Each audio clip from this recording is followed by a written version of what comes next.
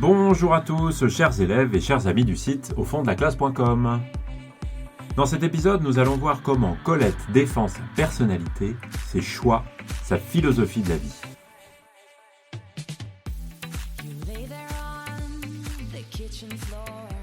Les récits autobiographiques de Colette, Les Vrilles de la Vigne et Sido, sont aussi l'occasion pour elle de célébrer et de défendre ses choix de vie, sa personnalité et en quelque sorte sa philosophie de la vie. Et on peut s'appuyer, pour le montrer, sur une tirade qui est rapportée par son chien, Toby Chien, dans le chapitre Toby Chien parle des Vrilles de la Vigne, où Colette se donne la parole à elle-même pour une réflexion sur ce qui est pour elle le bonheur.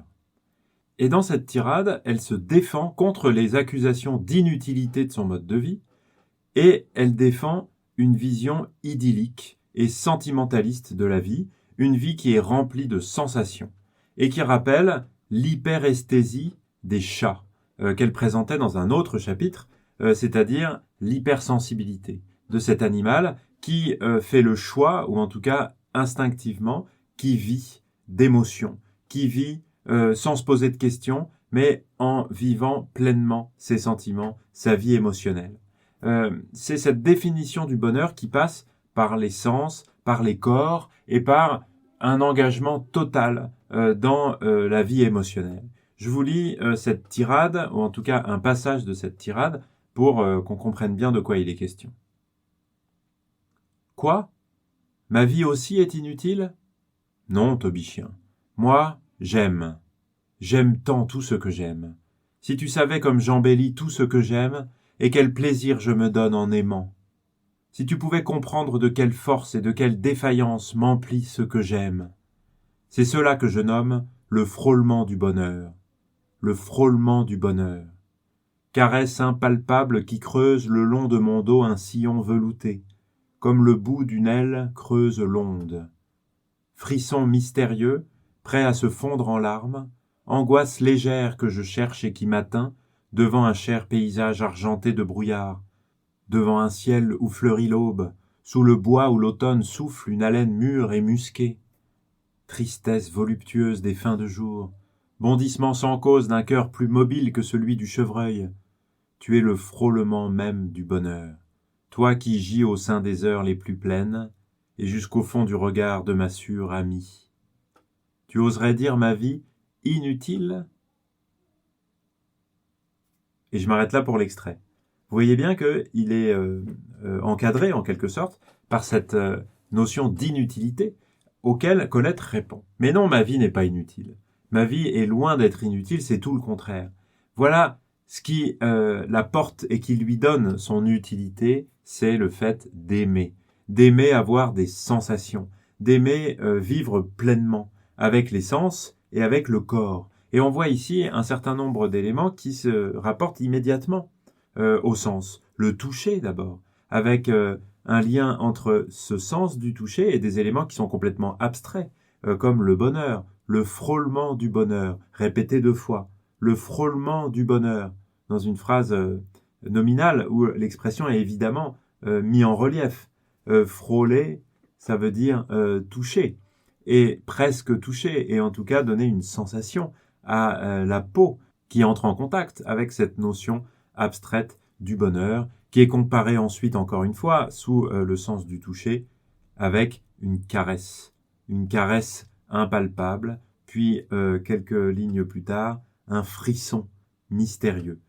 Tout cela, évidemment, qui relève du toucher. Et puis, bien sûr, il y a la vue, parce que le plaisir de vivre, eh bien, il passe souvent par le plaisir de regarder, de contempler la beauté des choses. Et ici, il est question d'un cher paysage argenté de brouillard, devant un ciel où fleurit l'aube. Et un petit peu après, des fins de jour. Toutes choses, en tout cas, qui font apparaître immédiatement, un peu comme le ferait une hypotypose, comme on dit, une image à l'esprit du lecteur. Il y a aussi l'odorat, puisque le bois où l'automne souffle une haleine mûre et musquée, eh bien, on a ici le plaisir que donne l'odeur qui est transportée par le vent un jour d'automne.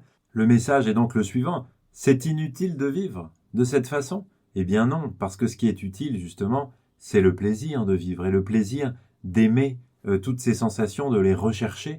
Et finalement, en dehors de ça, eh bien, il n'y a pas de plaisir à vivre et rien d'utile, en tout cas de plus utile que ce genre de plaisir. Alors, c'est un bonheur qui est intense, mais un bonheur qui est aussi fragile, qui est précaire, qui est mystérieux, qui est difficile à obtenir.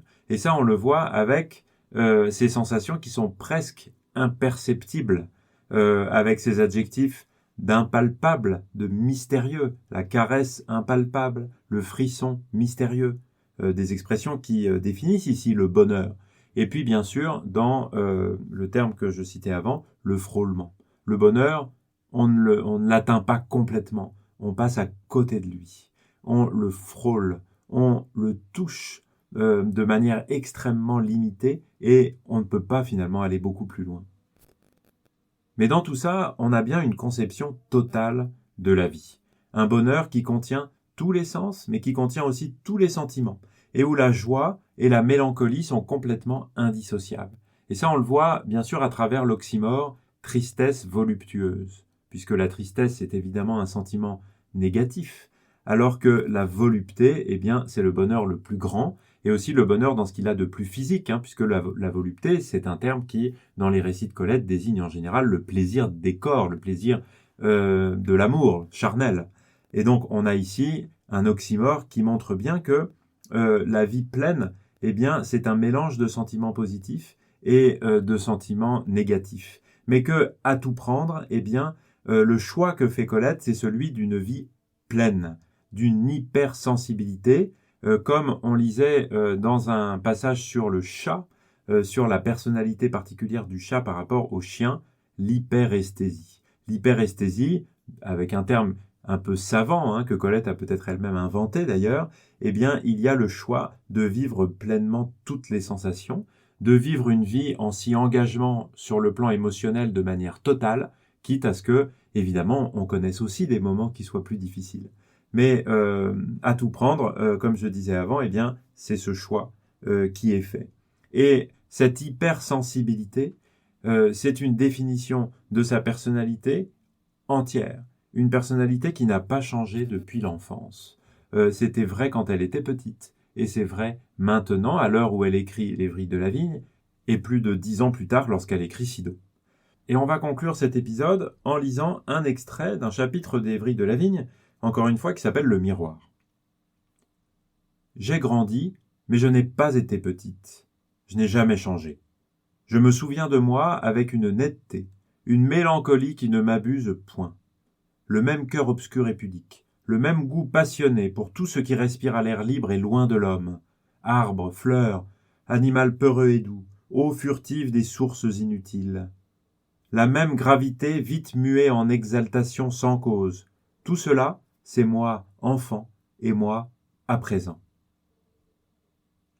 On voit bien que dans ce passage-là, eh bien, Colette fait un lien entre ce qu'elle était quand elle était petite et ce qu'elle est aujourd'hui en disant que c'est la même chose. Et que ce qui conduit sa vie, le moteur de son existence, c'est cette exaltation sans cause, c'est-à-dire cette excitation qu'il y a à vivre tout simplement dans le monde et à en prendre tous les plaisirs.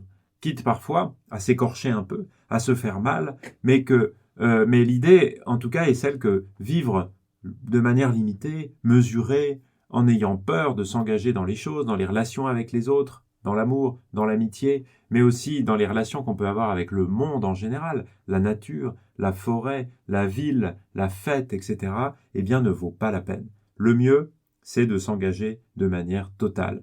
Et cette hypersensibilité, eh bien, c'est sa nature, mais c'est aussi le choix de sa vie. Et on peut dire qu'elle le défend de manière extrêmement claire dans tous ses récits. Voilà, en tout cas, ce que je souhaitais partager avec vous sur cet aspect des récits de Colette, où elle défend sa personnalité, sa vie, ses choix. Vous pouvez retrouver un certain nombre de choses sur le site aufonddelaclasse.com. Je vous dis merci beaucoup de m'avoir écouté et à très bientôt. Ciao, ciao. You lay there on the kitchen floor.